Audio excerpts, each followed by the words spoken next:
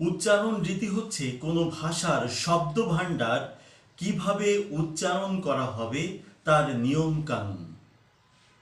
আমরা আজ মফলা উচ্চারণের 5টি নিয়ম জানার চেষ্টা করব।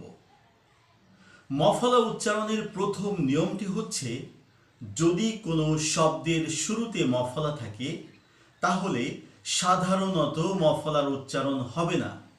যেমন স্মরণ, শ্মশান, স্মৃতি ইত্যাদি।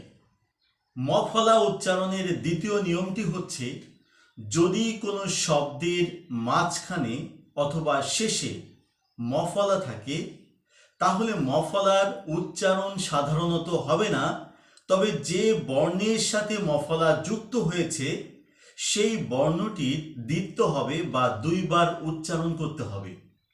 যেমন পদ্ম, ছদ্মবেশ, অকস্মাৎ, আকস্মিক, মহাত্মা, রশ্মি ইত্যাদি।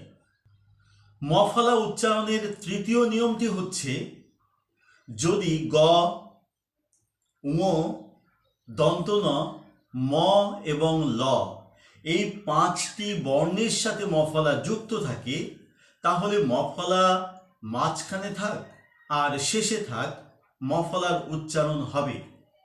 যেমন যুগ্ম, বাগ্ময়, জন্ম, সম্মান, গুল্ম ইত্যাদি।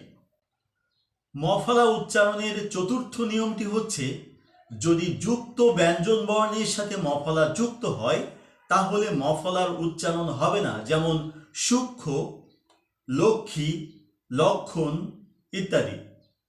মফলা উচ্চারণের পঞ্চম নিয়মটি হচ্ছে, এমন কতকগুলো সংস্কৃত শব্দ রয়েছে যার বানান এবং উচ্চারণ সংস্কৃত রীতি অনুসারেই করতে হবে। এমন সংস্কৃত শব্দের মফলা উচ্চারণ হবে। যেমন কুষ্মাণ্ড, সুস্মিতা, স্মিত ইত্যাদি।